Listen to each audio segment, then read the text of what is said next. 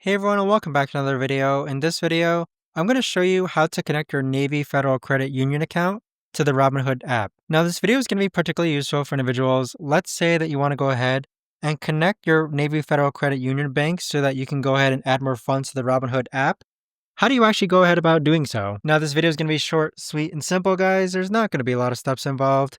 Now, in order to do this, what you're first going to do is log on to the Robinhood app. Then on the bottom right-hand corner, click on your profile icon. Next, on the upper left-hand corner, click on the three lines. Then click on Transfers. Next, click on Add Account on the bottom-hand side, and then click on Bank Account. Now, it's going to take a couple of seconds to load, but then Plaid is going to load. What Plaid is that it keeps your data and your account safe.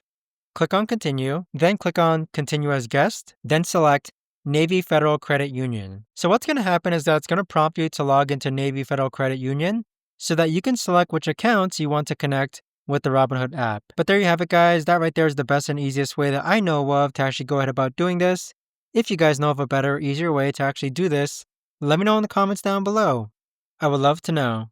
Thanks so much for watching, everyone, and I'll see you guys all in the next video.